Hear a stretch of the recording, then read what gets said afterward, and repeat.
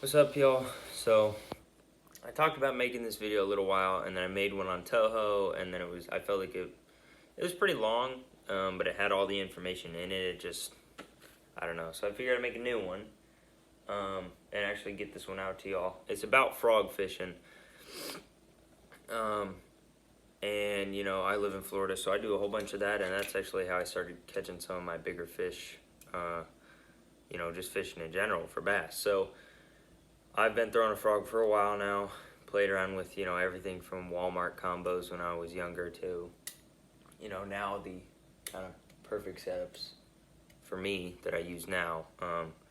And I feel like I really do have a good, really, really good handle on, what you should be doing and trying to do. Because if you watch, all the Instagram videos and all that stuff, or just normal videos in general, people seem to miss and lose a lot of fish on a frog. And there's several different things that can be why. It can be because you don't, like, if you take a normal frog and you fished a frog for, let's say, 2 years or something, so you're kind of into frog fishing, and you're gonna have a good bit of blowups. If you just put your standard frog on, this is just by the way, I got my frog box here, bunch of booyahs, and I got a bunch in the bag up there that I'll get rigged up to show y'all what I'm doing actually. First of all, I use I use all booyah frogs, not because like they endorse me or something, but just because they're darn good frogs. I've used them for a while. Hookup ratio is really good, and I have a whole lot of confidence in them. I've used everything from the junior pad crashers. I used to throw those all the time when I'd fish a pond and there'd be a whole lot more smaller fish, and they just wouldn't want to come up and hit this. And the more I started fishing, just wanted to target bigger fish on a frog, and now I throw just a standard booyah pad crasher a lot. Occasionally I pop in pad crasher. My little brother loves to throw those. My favorite color is cricket frog. I've got so many big fish on it, it's not even funny. But anyway, so if you're just throwing a standard frog, when you get bit on this and that fish has it in his mouth, and if you're pulling from here, think of it just as a soft plastic. It's gonna want to slide back, so it'll literally jump over those eyelets, and you'll see it. It'll pull one of those maneuvers where it'll go back on the. I had a ripped frog somewhere. Oh, okay. This one has the little trick I use. And also, these aren't just like, I went and scoured all over the internet and found some little techniques and threw them on a frog and said, hey, I want to do a little frog video. No, this is stuff I use and do all the time. If I'm gonna throw a frog, it's gonna have all the stuff here that I'm gonna show y'all. And I'm always gonna throw it on one of these two rods here, but what'll happen is literally that frog will slide back onto those hooks, and the hooks will go into the body of the frog, and it'll literally prevent you from hooking the fish. It'll just go inside the frog, and you can't do nothing about it. And people, to fix that, have bent frog hooks up and all that stuff.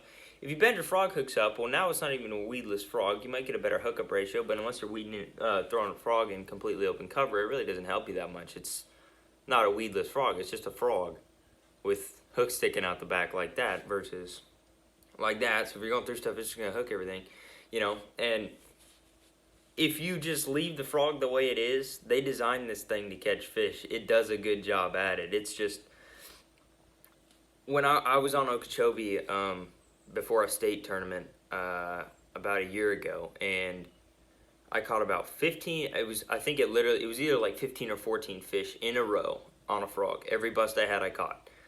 And then I missed like 3. And so if you're catching 15 fish in a row on a frog, and then you miss 3, something changed in that period where something went wrong. And it was what happened was the front of the frog split, and it was allowing it to slide back too easily. And I was deadly with that frog stick. I had it dialed. So it told me that everything from my rod components, all that, reel, line, all that was perfect. What changed was how the frog was doing its job. So I didn't have to think about, what rod I need to be. The rod was perfect. Everything was perfect. The frog had deteriorated to where it would want to slide back and hook up on those hooks. So to fix that, I started putting braid. I did it that day. I put braid on there, and I was thinking like, man, what can I do to keep this frog from not sliding back? Put braid on there, did it that day, and from then on, it's been a huge help. I've never seen anybody else do it. I'm sure somebody's probably done it. But, you know, it was just something I did on the water, and it's something I've done since, and it's something that has helped me drastically. The way they have frogs set up is there's this first eye here, then there's a little, there's the first eye, there's a little shaft, another eye, and then it goes into the frog hook, which is this dude. So there's this, here, I might be able to slide it out. This frog's already ripped on the belly, but you'll literally be able to see it. And as you can see here, even though I'm pulling on it, that frog hook has not left the frog eye. It won't pull off of there, which is a good thing. So I might not be able to get that off. But anyways, you can kind of see it. The frog's turned totally inside out because that's how well that holds. But I'll do it on here to show you what's inside here. So, see how easily that popped out? So, you have your frog eye, your just normal frog eye, and then it has the little bar, and then the second thing, and then it goes to the frog hook. Okay, that's pretty common knowledge if you've, you know, messed with frogs and whatever.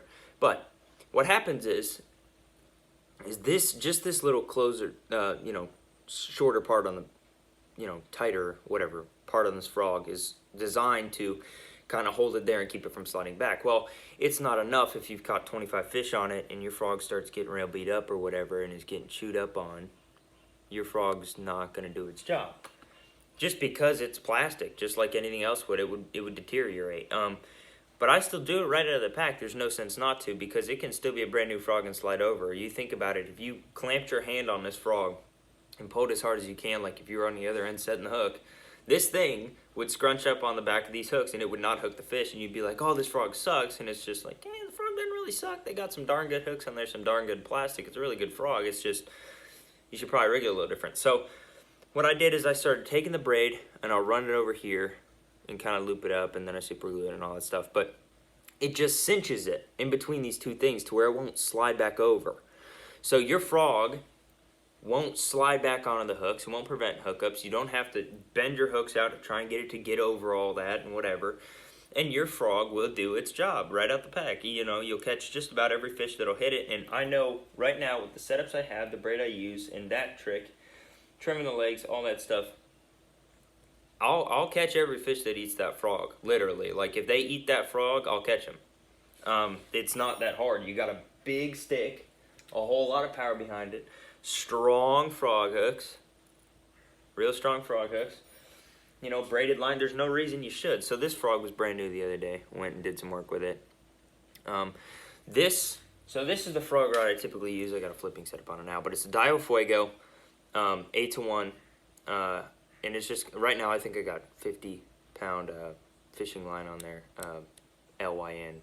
They're kind of a newer company. And another thing I do is I color my line black. Everybody does that if you're a braid fisherman, or you should. But this stuff already comes black, so I don't have to worry about that. It's already black line.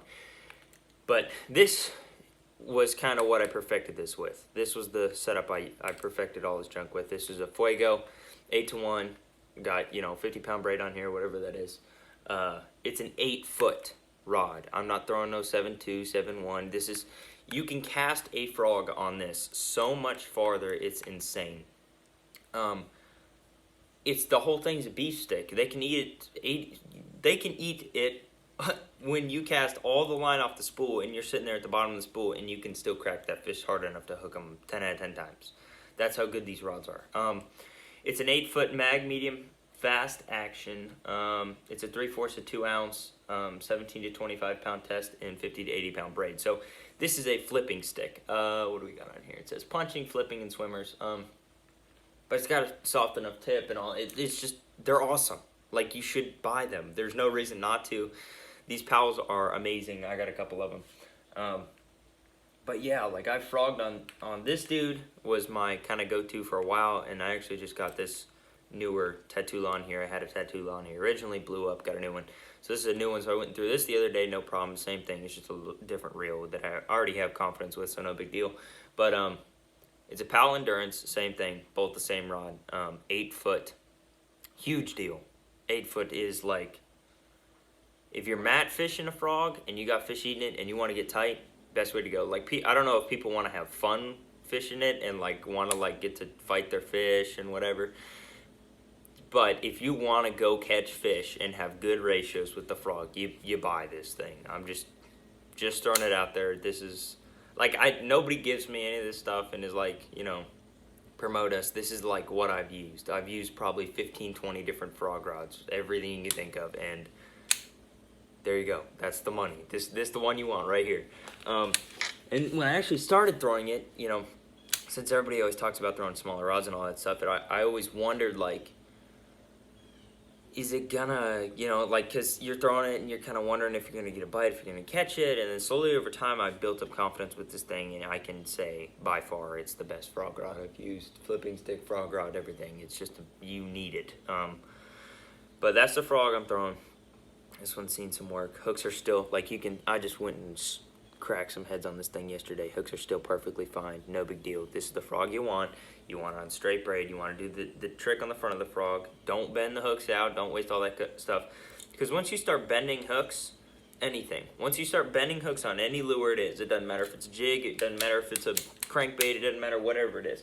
If you're buying hooks, or anything that's got a hook on it, and you bend that hook, you've already created weakness in that hook. So then if you got straight braid and you swing hard, it's going to bend out at some point. It might not be the first fish. It might take 2 or 3 after you've messed on it. But if you're really setting the hook, you're going to bend those hooks out and you're going to lose fish and you're going to blame it on something, you know. But that's just how fishing is. But so those rods, the way I'll fish it is I'll fish lockdown drag. And like people say lockdown, but like legitimately I want the drag on there as tight as I can get it on I'll take the side plate or the Star Trek thing and I'll turn it until I physically can't turn it anymore, and I'll leave it and I won't do nothing to it. I'll just leave it. You don't check it. You just tighten it and you leave it, and it won't come off when you set the hook. So what'll happen is but it drives those hooks home. That's why I do it, because you'll be walking a frog and I'll hold my frog rod. So if this is how I'm fishing and I'm straight that way, so this is here, I'll land up. So if I'm squared up to my frog and I just made a cast dead straight out ahead and it's coming directly towards me, I'm not going to hold my rod right towards it. I'm not going to hold my rod up. I'm going to hold my rod about right here. So the angle I'm going to have is about right there.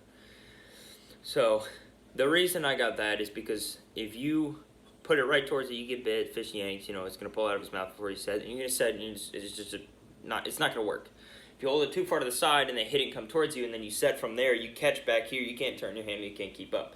If you keep it right in the middle here, if they go that way, you're fine. If they go this way, you're fine. It doesn't matter. You're good. Plus, it's an 8-foot rod. Everything's going to work out. So I'm going to hold my rod tip down. I'll be walking my frog. I get bit. I don't count 10 seconds. I don't count 5 seconds. I don't count 2 seconds. As quick as I can swing, if he ate it, it doesn't matter. It's already in his mouth. You know, maybe, I don't know if, like, I used to wait sometimes too, but it's not necessary. If that frog, it doesn't matter if you give him 5 seconds. If the frog's in his mouth, it's in his mouth. Maybe it'll help you get a better foot stance and then you can set the hook. Well, sometimes they're going to drop it. So the best thing to do is whenever you're ready, as quick as you can, swing. So just stay ready. You'll be walking it at this angle, and you know, let's say I get blown up on it, I'm not going to wait and be like, oh, look at that, and then reel, and then set the hook. No. Walking, blow up, crack him, you're good, keep tight, he'll come all the way in, no big deal. The 8-foot rod, it's going to do its job, the lockdown braid, all that, or the lockdown drag with the braid, everything, it's no problems. I'm going to show you actually how I do the front of the frogs. I got it on a bunch here. I'll just do it on this green one. Actually, no, I won't be able to get the hook back into it. But anyways, so sorry, I'm gonna go grab a frog. But if you guys are going to, I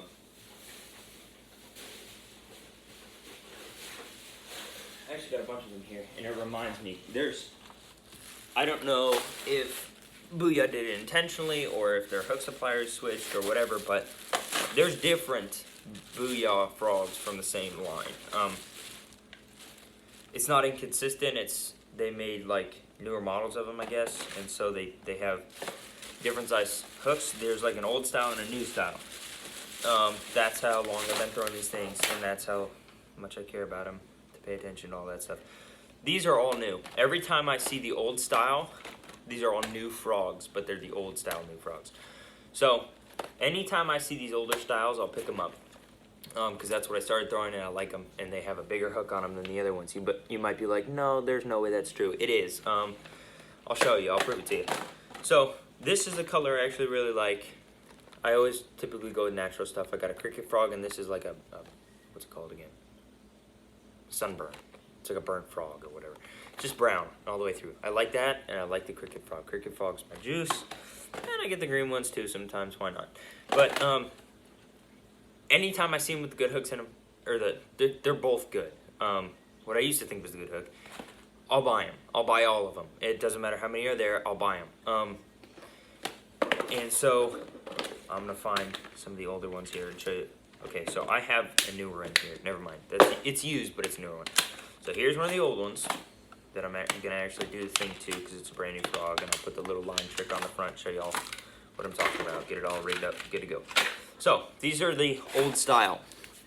What you're gonna see here is you're gonna see a much wider gap on the hook. You're gonna be like, oh, they all have that. No, they don't. Totally different hook. I don't know if you can see that, but it's a totally different hook. This one's way shorter, and this one's way bigger. And it used to be in my head that, oh, if I don't have the big hooked ones, I'm not going to catch them. These are the old style. These are the new style. If you can, when I go into the store, if I see them and I'm looking at these packs and I walk down an aisle and I see these frogs, and I look into the pack and I turn it sideways and I see the really wide gap, I'm buying all these. I'm buying every last one of them. It doesn't matter if there's 20. It doesn't matter if there's 5 or 1. I'm buying all of them. Just because I don't know if they're discontinued for good or what, like, I don't know. I remember watching a video one time where they were talking about the Huddleston Deluxe and how he rigs it, and or Huddleston something, and the hook on it with the older style was better, and now they switched it up and they went through like a wire thing, and I don't know if that's what it is, just with a frog.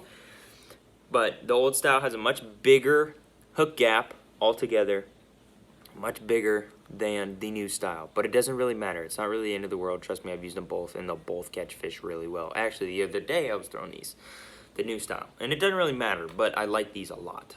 You could literally stand with both your feet touching each other and just stand there and walk a frog, and when you get bit, just pull into them and you'll still catch them on those. That's how good those are. But anyways, I'm gonna show you how to rig that up. So 65-pound braid. This is just an old empty spool. It's already been used, so there's not much on there. You can see how it's just sliding on the spool. There's like nothing left. So it's not hard. It's really not that hard, and it's not really a big deal. So I got Loctite super glue here. This is the best stuff to use for this. I probably have 15 of these laying around the boat, or whenever I go, I just make sure I have them somewhere. Like, I'll always have them available somewhere in my tackle bag, all over the place. They're awesome. If you have something breaking a rod, you can fix it. I've fixed guides before in the water with it. It's great. I've glued, soft plastics onto like swim bait heads and stuff like that, and it'll hold on there all day. I've done a jillion different things with it. It's always helpful, and it's great to have around. If I were you, I'd buy like 50 of these things. Loctite super glue, it's just a liquid. And I wish I had a pack here, but I don't. Actually, I do have a pack over here. I might grab those later. But anyways, so what you're going to do, got my frog here, I'm just going to lay it down, is you're going to take your straight braid. I don't have very much. I maybe got like 2 foot, foot and a half, probably about 18 inches of it. So I'm going to take this, and I'm just going to tie, just like you tie a standard overhand, but I'm going to go through 3 times, like that. Or there'll be like the 3 loops. You go through twice, but it makes 3 loops. Then you're going to kind of close that up a little bit. So I have each tag end here and the loop. What I'm going to do is I'm going to twist the loop. No big deal, just twisting it. I'm just going to twist it, and then I'll fold it over back up by the front. And when I tighten it up, it'll really cinch down. So I'm just going to, I don't know if you really saw that there. I just flipped the loop over to double it over. I'm going to do that. I got it on my finger right now. And then you're just going to put it onto your frog, and you want to tighten this up higher up than you'd expect. So I got this up here all the way on the frog, and I'm just going to get it tighter. I'm going to tighten it up higher on the frog because you want it to slide down and catch that spot. It's not a very big spot to catch, so I might actually have to do it on this thing. But I'm just, there, you can kind of see that. I'm just tightening it down. You'll see it catch the little lip here in a sec if it doesn't slide off. Sometimes it does, but I think that one will. If you let it get, okay, there it is. I let it get too loose. If you let it get too loose, it will. It's not the easiest thing to do in the world. It can kind of be a pain sometimes, but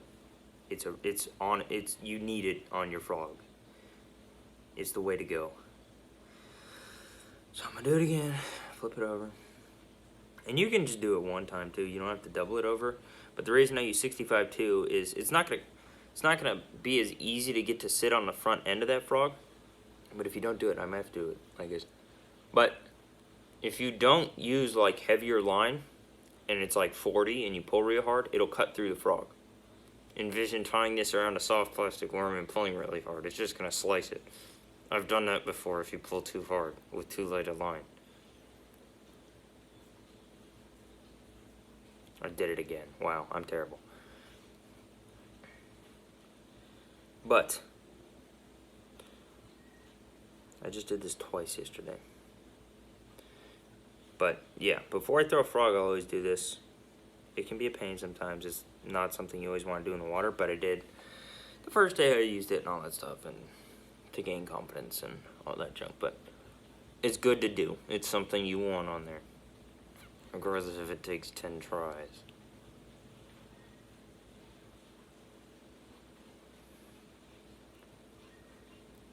See, there you go. No big deal. Once you get it on there and it seats, it's gonna grip the plastic or that little lip there really well. It'll sink in and it'll hold nice and well on the front. That is a huge deal to have there. You might be like, oh, it's not, but it is. It'll hold that whole frog in place, and it's just like an anchor system for your whole frog. So now I just got it flipped over. I'm gonna do one overhand that'll go to the bottom, and I'm just beefing up the collar at this point, just like this. Just one, not the 3 thing. Just one, put it on the bottom. I'm gonna flip it over, and then I'll end up having the side that I glue be on the top, flip it back over, and tie it twice on the top to seal the deal, and that'll be it. 1,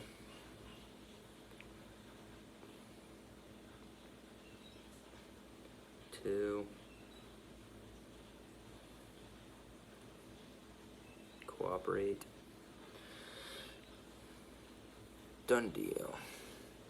So as you can see, it's got a nice thick lip on it, just like the other ones you'd seen on my rods and all that. And it won't slide off now, and then I'll cut it and glue it right here in a second. Get old kudos. So that's the biggest modification you can do to a frog. Not some hook thing or whatever and destroy the integrity of the hook and all that junk. No, don't do that. You can if you want, whatever. But if you're going to use a big stick and you're going to put pressure on fish and you plan on really whacking them, don't mess with bending those hooks. Don't. You're just going to ruin a frog. I've done that. It's not, you don't. I've had frog hooks bend after catching 30 fish on them. And you don't want them to bend, even 30 fish in. You're like, I don't want them to bend because it's just going to destroy the integrity of the hook. And then you set the hook on the next fish, and obviously the next one you set the hook on is the one that's like an 8-pounder. And then you're like, wow, I wish I had a brand new hook on there. And then there's no point to just start with destroying your frog. I can't fathom why. I've tried that thing before. It's not a move. So I just super glued the little lip there. It's done. That frog, go do its job. And if you put the super glue on here, and you tie that many knots on here, just like I just did, that it'll hold. It'll hold for 40 fish. It'll hold for 50 fish. You can throw the same frog several days in a row. Doesn't matter. Pull it through hydrilla over mats and reeds all over the place. It doesn't matter. It's rock solid. I've actually I've never had one of these just give out. The front. I've had The belly will split, like when you get a bunch of teeth marks on the bottom. Here, you can see it right here. Just like this. This is one from yesterday, prime example. If you get a real big bass and he's got the big teeth, you can see that's not from the frog itself just wanting to split. Here, I'll try and get it to focus. That's from bass teeth. You can see it. It's from bass teeth. That big of a fish grabbing it, and his teeth, when you put all that pressure on it, slide and cut the frog. And you know, it'll go all the way down the back and take the paint off, and it's just crazy. But you know, the front, as you can tell, the front on here actually is still entirely fine, all together. Still on there, still holding the frog good, and this won't. It's not gonna pull off. Like, it's not gonna slide back. It's not going nowhere. It's not. It's not gonna go anywhere. It's exactly what you want to do.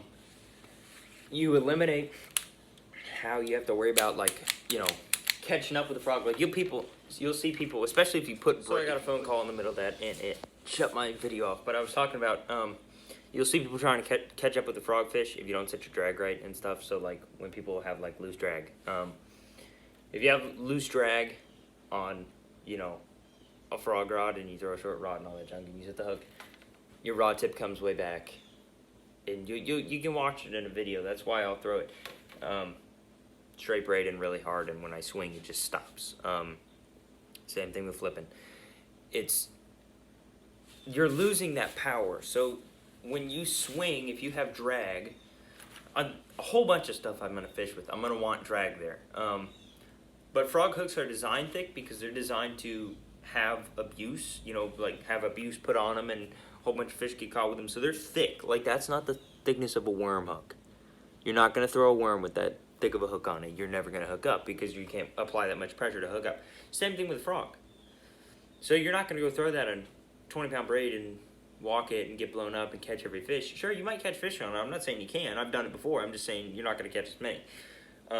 Your ratio is going to be like, I caught like, you know, half or 3/5 or something like that. You know, you might do a little better, but, you know, it's not going to be good or perfect. So I'll throw completely lock drag. When I swing, you'll see my rod stop. I'm going to put videos and pictures up and all that junk in here so you can see, like, this isn't just some joke. And I'm not just, like, telling you a bunch of little stories and, you know, trying to make sure everybody here can have fun. I'm just telling y'all, like, this is some real stuff. Like, you want to do this. It's good. Like, it'll help you.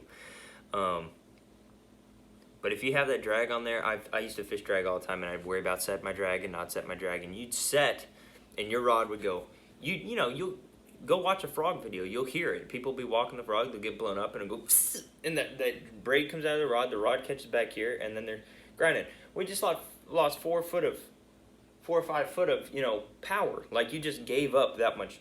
It stops because you applied that much pressure. If you have 50-pound braid, it's not going to break. 60-pound braid, 65. I typically fish like 65. It's not going to break. There's no point to just stop and then let him, you know, give him some slack. Like, if you can apply that much pressure, you can swing as hard as you want. I've swung as hard as I can, and I can't break it. I'll swing as hard as I can. The whole rod will load up on the fish. It'll stop.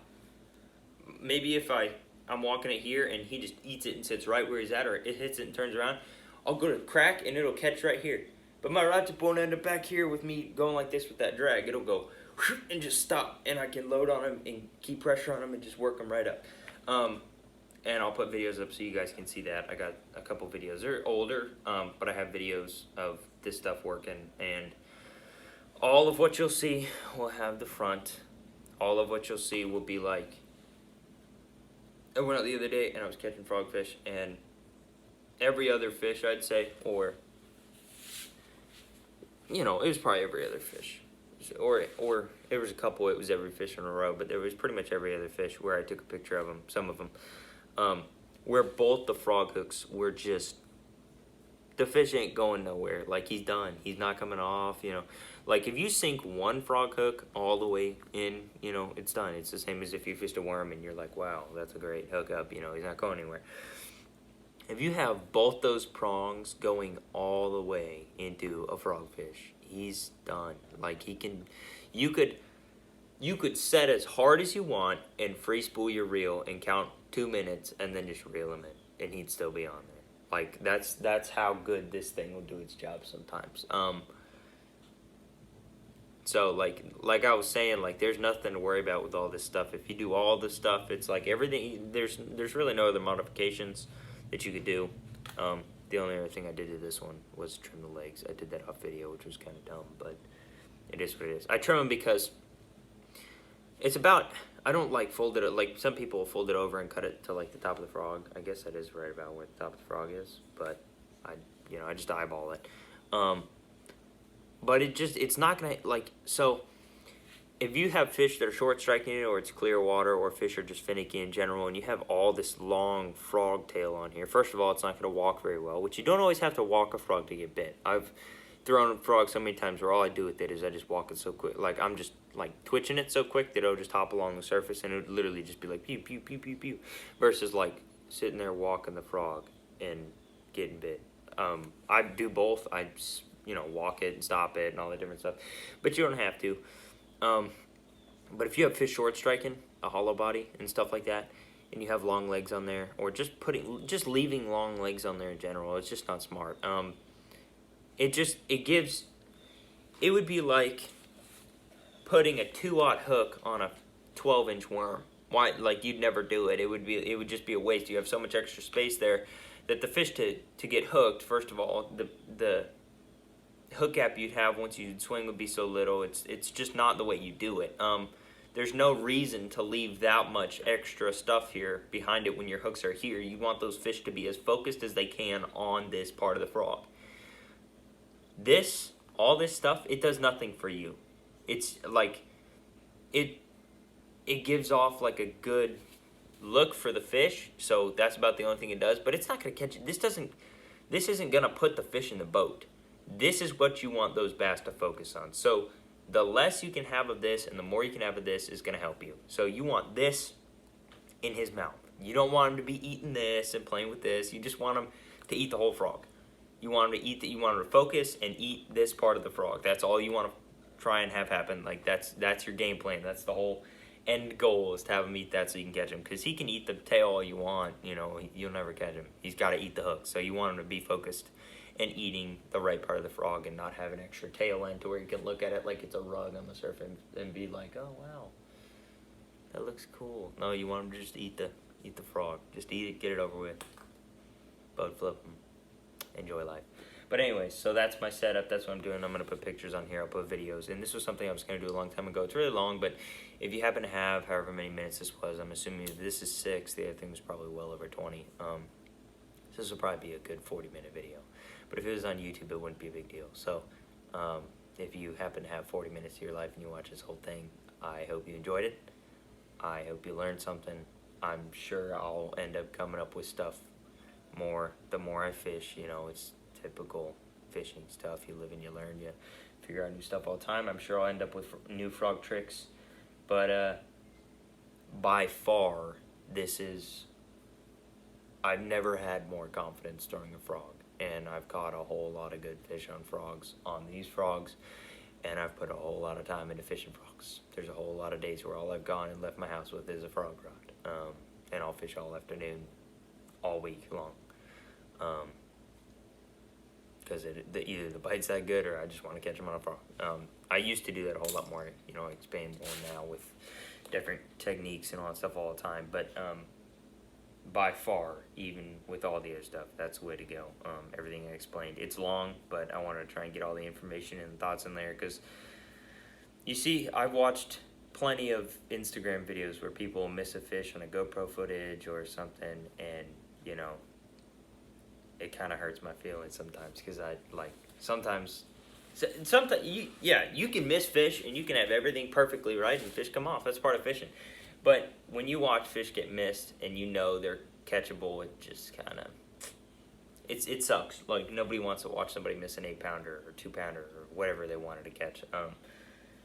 Another thing I hate is when people say, like, he didn't get it. Like, there's times where a bass will blow up and he doesn't eat it. Like, I'm not saying I hate the phrase altogether. I'm saying I hate when people use that when the fish totally eats it. just because you didn't stick him doesn't mean he didn't get it. He had it in his mouth. You did something wrong not to catch him. And I've done that plenty of times before, but I'm not going to say he didn't eat it. He ate it. And I just have some solving to do. So, yeah, that was a very long exit, but I hope y'all learned something, and hopefully I continue to learn stuff and put some stuff up. That might be the same fish. Yeah, it was. Sure looks like. See how he munched it that time?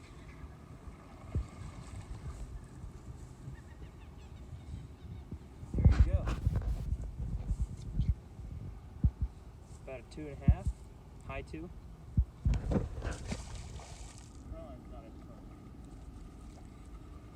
Still got him. That's a nice one too. You just got pulled me in, bro.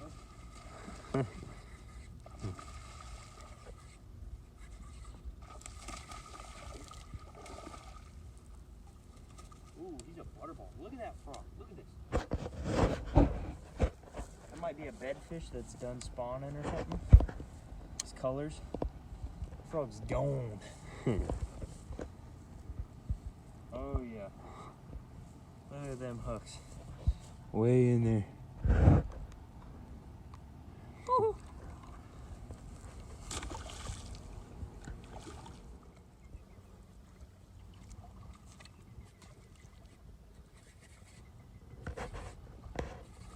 Oh gosh. Oh gosh. Gosh, he's actually really Yeah, I see, I see, I see.